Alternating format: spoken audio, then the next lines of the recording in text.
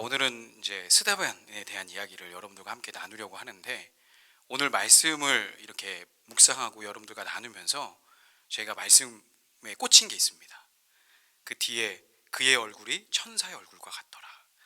그래서 이 말씀을 묵상하면서 과연 나의 얼굴은 어떨까? 내 얼굴은 어떻게 보일까? 지금 스데반이 열심히 막 얘기를 하고 있는데, 얘기를 듣는 게 아니라 얼굴 표정을 보고 있다는 거죠. 여러분도 혹시나 어떤 누군가 이야기를 할 때, 그 이야기할 때 얼굴 표정을 생각하면서 이야기합니까? 하세요? 저는 제가 가끔 이렇게 아내와 이야기할 때 아내가 오해를 할 때가 있어요. 뭔 오해를 하느냐? 화를 낸다는 거야. 왜 화를 내고 그래요? 나는 지금 얘기하는데 나보고 화를 낸대. 왜 어디 내가 이렇게 나는 전혀 화내는 게 아닌데 얼굴이 그렇다는 거예요. 눈이 너무나 날카롭다는 거예요. 여러분, 제가 이렇게 이 스데반에 대한 이야기를 쭉 묵상하면서, 물론 뭐 돌에 맞아 죽어가는, 뭐 그건 우리가 다 아는 이야기잖아요. 그런데 도대체 그 대화 중에서 왜 이제 이 사도행전은 누가 썼죠? 누가 갔었죠? 누가 썼죠? 이게 제가 원래 이게 질문을 이렇게 해야 되는데 답을 해버렸어요. 누가 썼죠? 누가가 이 누가가 이 사도행전을 기록하면서 스데반의 그 논쟁하는 거, 물론 뒤에 나옵니다. 긴 설교를 7장부터 시작을 해요. 그런데 그 얼굴을 보면서 천사의 얼굴과 같다라고 이야기하는 모습을 보면서 제 안에 어떤 생각이 들었는가? 나는 과연 어떤 얼굴을 사람들에게 보여주고 있는가? 제일 중요한 게 얼굴이더라고요. 제가 예전에 처음 이제 사역을 시작할 때, 여러분들은 다 아시잖아요. 제가 이제 원래는 일반대를 나와서 직장을 준비하다가 갑자기 은혜를 받고 이제 신학생이 돼서 이제 그 대학교를 준비하고 있을 때, 모교회 목사님이 저를 보면서 늘 앞에서 은혜 받았다고, 은혜 받은 티를 제일 냈어요. 정말 청년이 제일 앞에 앞자리에 앉아가지고 매일 새벽 모든 예배를 다 앞에 했는데 얼마나 기특해요. 내가 봐도 참 매일 그 새벽마다 이렇게, 아니면 공예배 때마다 이렇게 앉아 있는 거 보면 너무 좋잖아요. 근데 우리 모교회 목사님은 저를 정말 사랑했는 건지 사랑했다고 생각합니다. 저를 딱 보면서 너도 은혜 받았다고 찬양이나 하고 말씀만 뭐 공부한다고 그럴 거니? 다들 신학생들 보니까 그렇게 하던데, 누구 한 사람 전도하러 나간 사람이 아무도 없어. 그러면서 너는 이제부터 전도대장이야. 청년 전도대장. 청년부가 아무도 없는데 저보고 대장하래요. 지금이야 전도대장이 자연스럽잖아요. 그때는 너무 이상한 그 드라마 중인가 무슨 꽁투 중인가 황대장이라고 있었어요. 혹시 아세요? 이거 웃는 사람은 아시는 분이에요. 벌써 세월이 20년 됐네요. 그 황대장이 됐어요, 제가. 황대장. 그러면서 혼자 전도를 하라고 시킨 거예요. 근데 6개월 동안 전도를 하러 길에 나갔는데 막 너무 막 목사님이 너 한번 네가 나가서 전도해 놓은 거면 내가 네 실력을 인정할게. 네 은혜 받은 걸 내가 인정할게. 그러면서 목사님 한번 보여줄게요. 그래서 막 주보란 주보는 다 긁어가지고 금정역에 갔습니다. 금정역 앞에서 전도를 하려고 딱 하는데 한 장도 못 전했어요. 너무 부끄러워서. 예전엔 전도할 때 노방 전도를 하면, 노방 전도를 이렇게 할 때 전도지를 주시는 분이 있다면 옆에서 찬양하고 하는 분들 있잖아요. 저는 찬양팀이었어요. 늘 노래도 잘하고. 그때 제가 유일하게 또 기타맨이었거든요. 지금은 기타를 안 쳤지만 그때 제가 기타 치는 모습을 우리 모교회 목사님 제일 싫어했습니다. 기타 좀 치지 말라고. 그래서 그때 기타를 내려놨어요. 그러니까 지금도 제대로 못 치죠. 그냥 야매로 배워서 좀 더 했으면 정말 뭐 엄청난 스타가 뭐 그런 기타리스트가 됐을 텐데, 그때 하지 말라고. 넌 찬양하지 마. 넌 전도만 해. 그래서 처음 그렇게 나가가지고 그렇게 많은 전도지를 한 장도 전하지 못하고 그냥 돌아왔습니다. 그래서 그때 지하에 기도실이 있었는데 지하 기도실에 가서 엉엉 울었어요. 나는 이렇게 주님을 이렇게 창피하게 여기는지. 그러면서 제 안에 이제 막 전도를 하고 싶은데 전도를 아무리 해도 사람이 안 데려와요. 그래서 제가 아까 말한 것처럼 6개월 만에 한 사람을 데려왔거든요. 근데 제가 나중에 알게 됐어요. 왜 그렇게 전도가 안 됐나. 제 얼굴의 표정이 어떤 건지 아세요? 예수님 믿고 구원받으세요 하면 되게 여유롭게 막 기쁘게 해야 되는데 마치 보험에 실적 올리는 것처럼. 혹시 보험 실적 올리는 거 아세요? 저는 안 해봐도 알아요.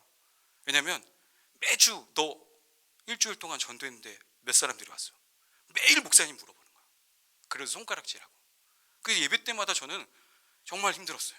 그러니까 토요일만 되면 마음이 막 떨리는 거야. 온다고 했는데 안 오니까. 매번 안 오니까. 그러니까 늘 얼굴에 다크서클이 한참 내려와서 나중에 제가 보니까 제 여동생이, 제가 집을 나와서 교회에서 살았거든요.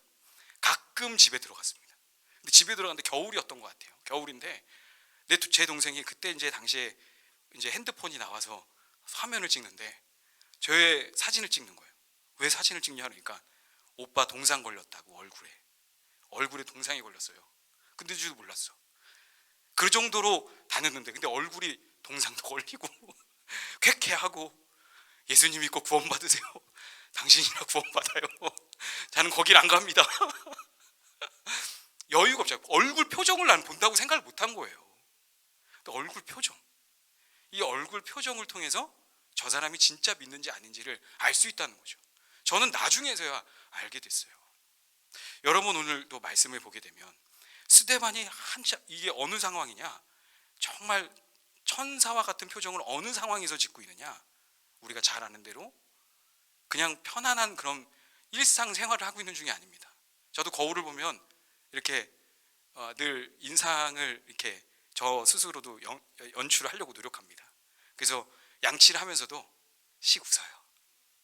그리고 누가 이렇게 어느 각도에서 사진을 찍어도 웃는 사진이 나오기 위해서 제가 벌써 그 신혼 그 웨딩 촬영할 때도요, 저는 사진 기사한테 칭찬받았습니다.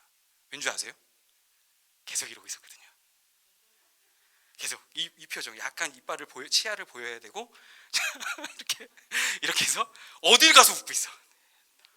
누가 보면 절 딱 이 웃는 걸, 얘랑 뭐 무섭다고 그랬지. 여러분들은 아니까 무서운데 다른 모르는 분들은요, 아이고 전도사님, 어이구 목사님 인상이 너무 좋으세요. 왜냐, 제가 연습을 했거든요. 전도하면서 이렇게 화나도 웃어야지. 근데 이게요 진짜 무서울 때가 있어요. 제가 예전에 왜 제가 그걸 알았냐면 예전에 섬겼던 목사님이 이제 정말 뭐 큰 사역들을 하셨습니다. 근데 제가 이제 처음 이제 사역을 할 때 그 목사님을 이렇게 수행하는 비서 역할을 전도사 때 했어요. 근데 이 목사님께서 막 여러 이제 부흥회도 가시고 사람들을 만나는데, 왜 운전을 하다 보면 목사님의 심기나 이런 것들을 듣잖아요. 전화를 하는데 뭔가 심상치 않아요. 오늘 제가 운전을 제대로 안 하면 혼나겠다, 뭐 이런 생각이 들 만큼 뒷좌석의 분위기가 살벌했습니다. 그런데 이제 집회 장소에 도착을 했어요. 그래서 이제 좀 분위기가 살벌한 그런 분위기 속에서 목사님 도착했습니다, 그렇게 할 때 딱 그 자동문이었거든요. 자동문을 딱 열어드릴 때 갑자기 통화를 하시다가 씩 웃고 이렇게 나가시는 거예요. 오! 저런데 갑자기 다른 분들이 어이구 인자하셔라. 근데 저는 방금까지 안 그러셨는데 전사님은 참 좋으시겠어. 이 목사님을 모시고 다녀서 제가 그때 배웠죠. 그래, 표정도 연습해야 되는구나. 그래서 늘 보면서 이렇게 웃는 연습을 해봤거든요. 자, 스데반도 그런 연습을 했겠죠? 그런 연습을 해서 이 상황에서 이렇게 했겠죠? 과연 그랬을까? 스데반이 지금 어떤 상황이었냐면, 오늘 9절에 보게 되면 그냥 단순한 상황이 아니었어요. 부흥에 와서 설교 듣는, 아이고 목사님 오셨습니까? 이런 분위기가 아니에요. 지금 논쟁하고 있는 겁니다. 근데 이 논쟁은 어떤 논쟁이냐? 죽이려고 하는 논쟁이에요. 지금 그냥 얘기를 한번 들어봐야지, 은혜 받아야지, 이런 분위기가 아닙니다. 그 상황, 또 11절에 보게 되면 이렇게 돼 있어요. 사람을 매수했어요. 지금 거짓말을 하기 위해서 사람을 매수했습니다. 그리고 13절에 그리고 매수된 사람, 거짓 증인을 세워서 얘기를 합니다. 그러면 스데반의 입장에서 이거는 단순하게 지금 뭐 그냥 얘기를 나누자가 아니라 지금 아예 내가 말하지도 않은 거, 하지도 않은 것을 가지고 시비를 걸고 있는 거예요. 그때 기분이 어떻겠습니까? 저는 제가 예전에 한번 또 전도를 하고 있는데, 어떤 분이, 저 남자분이 길 건너에서 오는 거예요. 여러분들 전도를 하러 차 전도를 하러 나가도 이 차를 마시라고 해도 안 마십니다. 요즘 같으면 또 코로나라도 안 마시겠죠. 근데 한 10년 전에 차 전도를 하는데 이게 잘 안 와요. 근데 길 가다가 저 건너편에 있는 분이 갑자기 우리를 보고 건너오는 거예요. 그러면서 막 걸어오면서 저한테 주보를 하나, 전도지를 하나 달라는 거예요. 이분이 좀 관심이 있나? 그래서 제가 하나를 드렸죠. 근데 그분이 갑자기 제가 보는 앞에서 전도지를 구겨요. 그리고 버려요. 그러면서 또 달라고 하는 거예요. 자, 뭐야 이거? 아니 보통은 이걸 버리더라도 안 보는 데서 하는데 제 면전 앞에서 제가 줬는데 구겨서 버리는 거예요. 얼마나 기분이 나쁘던지. 아니 왜 그러십니까? 이렇게 하는데 하나 더 달라니까요. 하나 주세요. 이렇게 얘기하는 거예요. 이분이 뭡니까? 지금 싸우자고 하는 거잖아요. 다행히 제가 젊은 형제여서 막 이렇게 뭔가 화를 내려고 할 때 천사의 얼굴이 아니었어요. 이 사람이 한번 해보려는 거야? 도대체 뭐야? 하면서 할 때 옆에 있는 권사님이 저를 건져주셨어요. 근데 지금 이렇게 지금 심상치 않은 이런 상황에서 지금 논쟁하고 있는 상황에서 15절에 천사의 얼굴과 같더라. 네, 그 얼굴이 천사의 얼굴과 같더라. 도대체 이런 상황에서 어떻게 천사의 얼굴과 같을 수 있을까? 그러면 자, 어떤 것이 천사의 얼굴일까? 보통 우리가 잘생긴 사람, 잘생긴 얼굴을 천사 같다고 이야기합니까? 미인들이 많지만 미인들을 보고 천사 같다라고 이야기하지 않아요. 자, 천사 같은 표현은 어느 상황에서 사용이 됩니까? 바로 자기 유익을 구하지 않는, 다른 사람을 위해서 자기 유익을 구하지 않고 다른 사람을 위해서 하는 것. 뭔가 지금 스데반이 분명히 두려울 수 있는데 두려운 기색이 없는 거예요. 논쟁을 지금 하는데, 그리고 화가 날 만큼 분노가 있어야 되는데 분노와 혈기도 없는 겁니다. 거짓 증인을 세웠으면 지금 막 화가 나야 되잖아요. 조금도 그런 것에 대해서 원망도 없고 분노도 혈기도 없고 오히려 그들이 불쌍히 여겨지는 마음, 긍휼히 여겨지는 마음이 있었던 것이죠. 그게 바로 그런 상황을 바로 천사와 같더라라고 표현을 하고 있다는 겁니다. 실제로 우리가 읽지는 않았지만 7장에 보게 되면 스데반이 긴 설교와 함께 돌에 맞아 죽습니다. 그 죽어갈 때 7장 60절에 이렇게 스데반이 기도를 하죠. 주여 이 죄를 그들에게 돌리지 마옵소서. 바로 이렇게 도대체 돌을 던지고 있는 그런 사람들을 향해서 그들이 밉지가 않아요. 그들이 이해가 되어져요. 그리고 오히려 저들이 몰라서 그러니 제발 저들에게 그 죄를 돌리지 마십시오. 이런 마음, 바로 이게 천사와 같은 마음인데 엄밀히 말하면 이것은 예수님의 마음입니다. 만약 이 기도가 처음 스데반이 기도한 게 아니잖아요. 우리는 잘 알듯이 예수님께서 십자가상에서 기도하셨습니다. 누가복음 23장 34절에 이렇게 이야기하고 있어요. 예수께서 이르시되 아버지 저들의 사하여 주옵소서. 자기들이 하는 것을 알지 못합니다. 이렇게 천사와 같은 얼굴은 바로 예수님과 같은 얼굴이다라는 거예요. 그러니까 우리는 과연 내 얼굴이 예수님과 같이 그런 여러 가지 상황 속에서도 나는 예수님의 마음을 가지고 그 얼굴을 가지고 내가 살고 있는가? 특별히 우리는 특별히 이제 스데반이 성령 충만하니까 그 얼굴이었을 거야 라고 생각하면서 성령 충만한 사람이 있고 그냥 교회를 다니는 사람, 그러니까 성령 충만한 사람이 특별한 사람으로 우리는 생각을 해요. 그 사람은 정말 특별한 거고, 베드로 정말 특별하고, 스데반 정말 특별하고, 다윗 그건 하나님의 영이 임한 사람이고, 나는 그냥 일반 평민. 그래서 어쩔 수 없지. 이렇게 하면서 뭔가 나는 괜찮다라는 생각을 하게 됩니다. 근데 여기서 이야기하고 싶은 게 뭔지 아세요? 진짜 오늘 제목처럼 예수님을 믿는 모든 사람은 천사의 얼굴, 예수님과 얼굴과 같아야 된다는 겁니다. 왜 그러면 스데반은 이런 상황에서 천사의 얼굴이고 예수님의 얼굴이고 왜 우리는 그러지 못할까? 바로 뭐가 문제인가? 성령 충만하지 않은 거죠. 다시 말해서 예수님을 제대로 믿고 있지 않다는 겁니다. 성령 충만과 예수 믿는 것과 다르지 않아요. 예수를 진짜 믿었다면 바로 예수님이 내가 온전히 죽고 예수님이 온전히 주인 돼서 사는 것이 바로 예수를 믿는 거예요. 그게 다른 말로 성령이 충만한 겁니다. 스데반은 제대로 예수를 믿었던 사람이었던 거예요.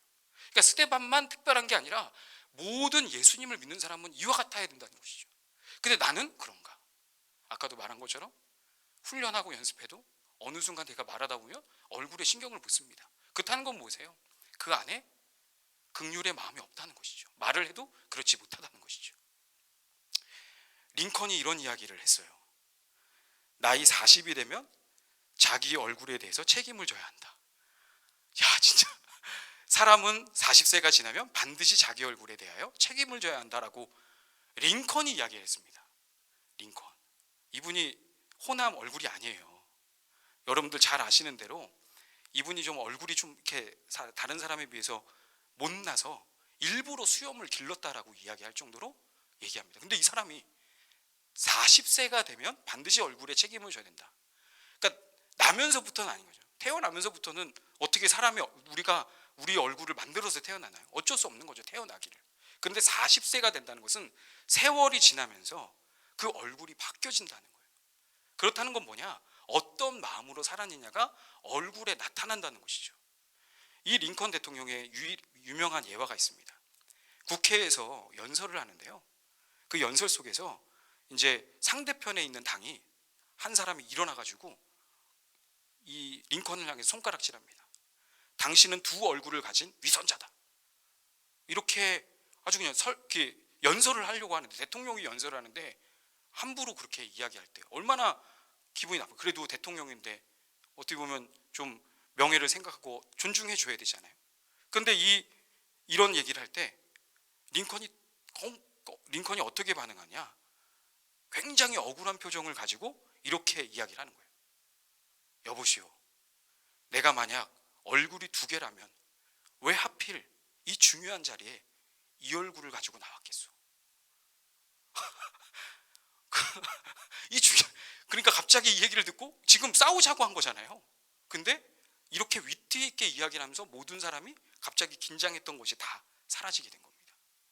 링컨은 아까 말한 것처럼 일부러 턱수염을 길렀어요. 왜냐하면 그 얼굴이 그렇게 정말 호남 얼굴이 아니었거든요. 근데 우리가 그 링컨 얼굴, 아까 다시 보여주세요. 이 링컨 얼굴을 보면서 못생겼다, 추남이다라고 생각합니까? 오히려 그의 삶과 모습을 보면서 야, 링컨 되게 존경스럽고 귀하다, 이렇게 우리가 봐지잖아요. 바로 그렇게 하는 것은 무엇이냐?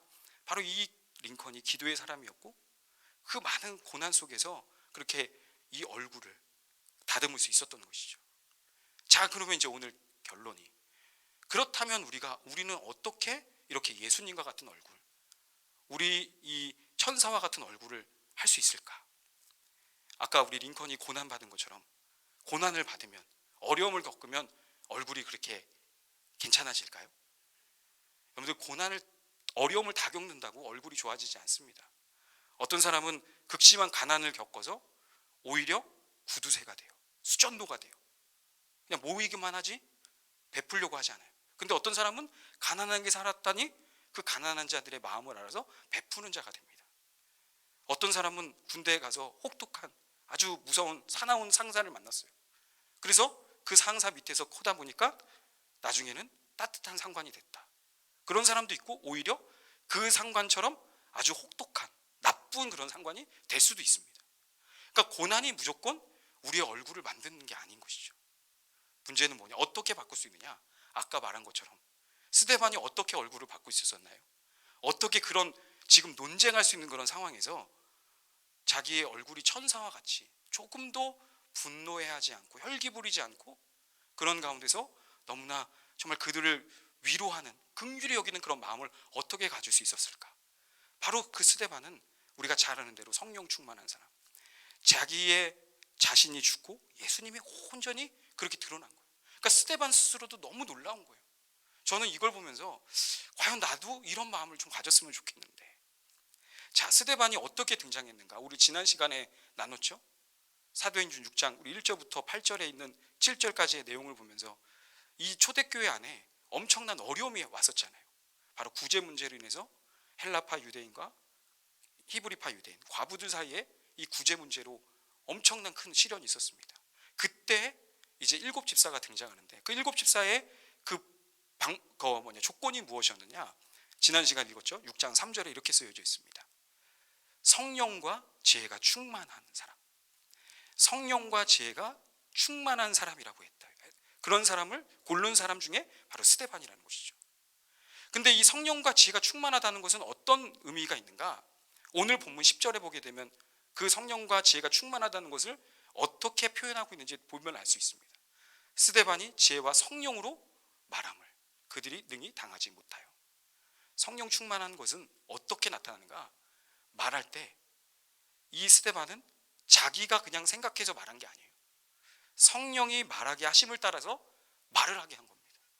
그러니까 매 순간 말하는 그 순간에도 자기가 그냥 판단하고 생각하고 듣고 하는 게 아니라 성령이 이야기하려고 하는, 생각하고 있는 그 생각을 가지고, 마음을 가지고 그렇게 그 말로 했다는 것이죠. 그러니까 매 순간 그렇게 성령님, 주님의 인도하심을 그렇게 받았다는 거예요. 말하는 순간에도. 그러니까 우리에게도 방법이 무엇이냐? 말하는 순간마다 내가 예수님을 바라볼 수 있는가? 내가 예수님을 바라보면서 의식하면서 그렇게 기도하고 또 대화할 수 있는가? 그러니까 모든 상황 가운데서 스데반은 예수님이 의식이 되어진 거예요. 그러니까 단순히 나한테 나를 지금 모함하게해서 죽이려고 해서 거짓 증인들을 세웠어. 저들이 모함해. 그때 그 모함하는 말을 그냥 듣는 것이 아니라 저들이 모함하는 이유가 뭘까? 이 복음을 듣지 못하게 하는 사단의 관계구나. 사람이 묻는 것이 아니라 그들 안에 있는 사단의 영이 보여지는 거예요. 그러니까 정확하게 사람과 마귀를 구분해내잖아요.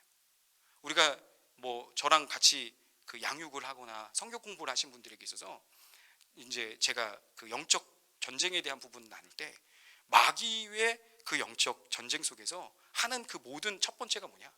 자기를 숨겨요. 모든 것에서 배후에 사단이 있다는 것을 알지 못하게 합니다. 뭔가 누군가 싸우려는 사람이 생겨요.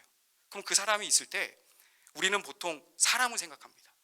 저 사람의 인간성, 댐댐이를 생각해요. 오늘 제가 말했잖아요. 밥 먹을 때 지성이 우리 보통 저 사람 저 왜 저렇게 할까?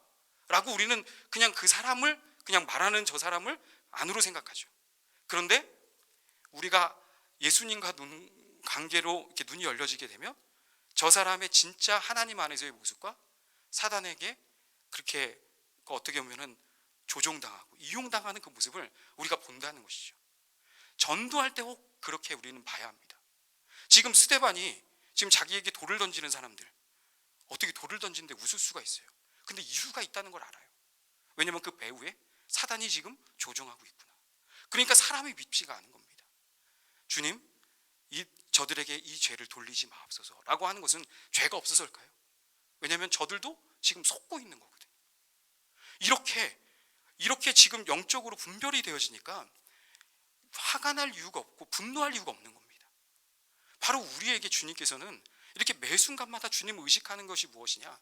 바로 이걸 통해서 정확하게 우리 안에서 이 사단이 어떤 일을 하기를 원하고, 나는 어떻게, 또 주님은 어떻게 반응하길 원하는지 매 순간 깨어있기를 원한다는 것이죠. 근데 왜 우리가 그 주님의 인도하심을 받으려고 하지 않는가?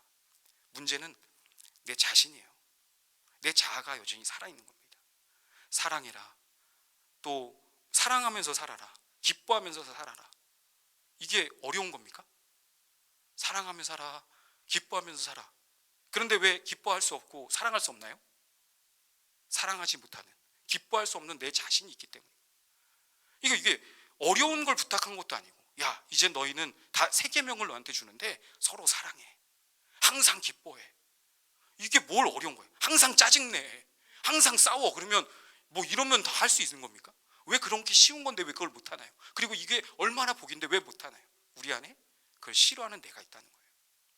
그래서 저는 오늘 찬양을 하면서도 계속 뭔가를 적었어요. 우리에게 꼭 붙잡아야 될 게 뭔지 아시죠? 말할 때마다도 매 순간 의식하고 생각해야 됩니다. 예수님이 지금 함께 계시지.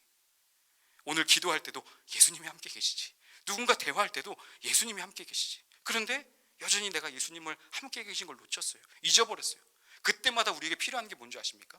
오늘 우리가 마지막에 찬양할 때 저는 새로운 찬양이라 잘 못 따라했는데, 그래서 후렴구부를 보니까 딱 오늘 우리가 붙잡고 기도해야 될 내용이 있어요.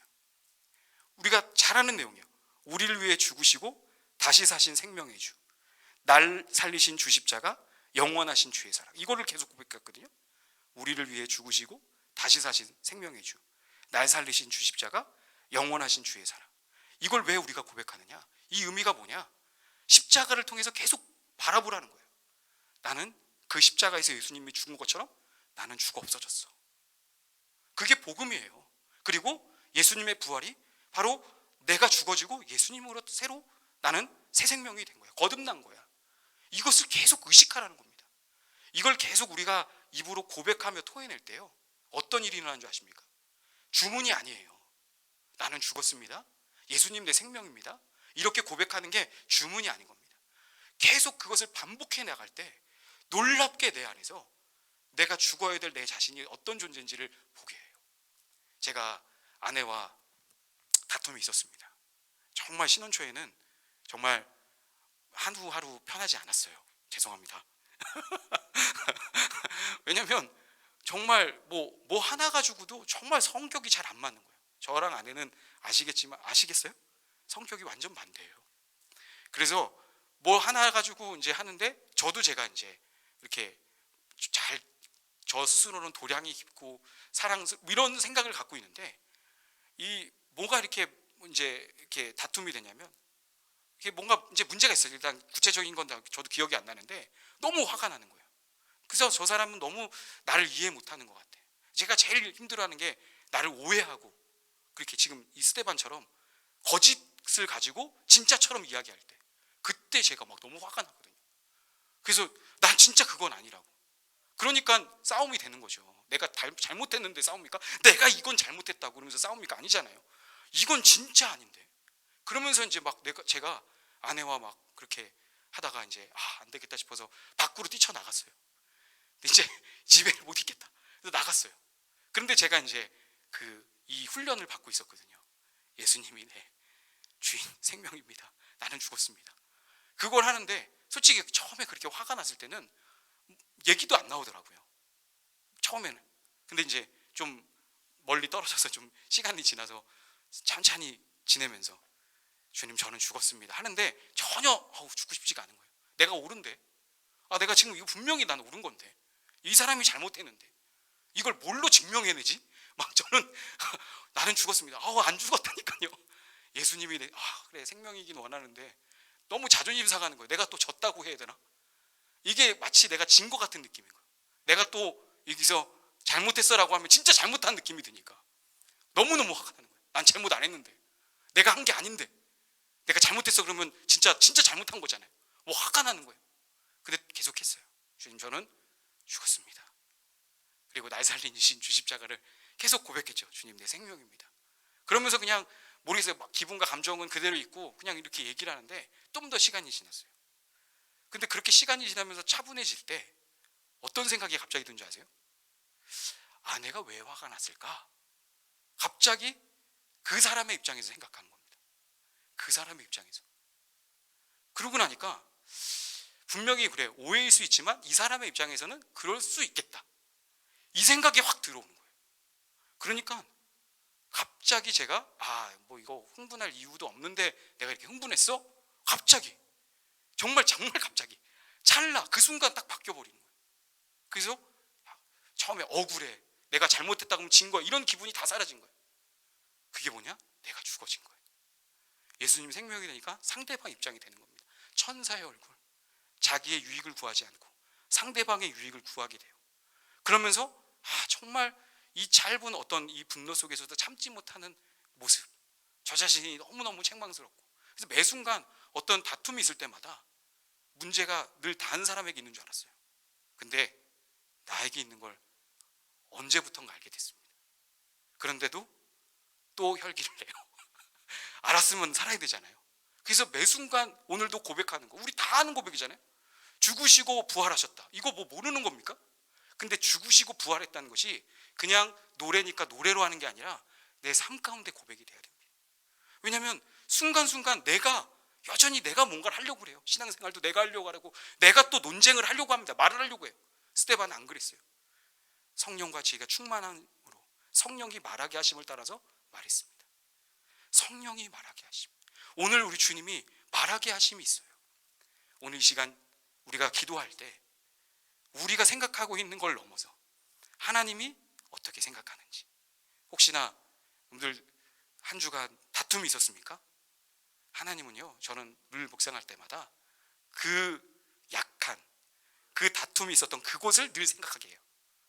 아주 하나님은 얄미워요. 내가 요거는 좀 잘한 걸 보지 않고 꼭 그거, 내가 감추고 싶은 그걸 꺼냅니다. 왜 그럴까요? 바로 그 감추고 싶은 것에 내 자아가 있어요. 내가 죽지 않았기 때문에. 오늘도 죽기를 원하십니다. 어떻게 죽나요? 예수님의 십자가를 바라보고. 나는 죽었습니다. 예수님 내 주인이잖아요. 주님 마음을 주십시오.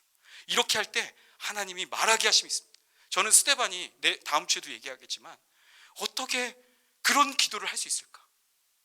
죽어가는 가운데서 그에게 있어서는 죽는 그 고통보다도 더 큰 기쁨이 있었어요. 나 자신에게 도대체 있을 수 없는 그 마음을 느꼈던 거죠. 오늘 우리 주님은, 오늘 예배하신 우리 주님은 스데반에게 그런 마음을 주었던 것처럼 우리에게 그 마음을 부어주기를 원합니다. 강같이 막 터져나오는 그런 기쁨으로 기도하기를 원하고 나아가기를 원하시는 마음으로 여러분들 한 분 한 분을 초대한 줄 믿습니다.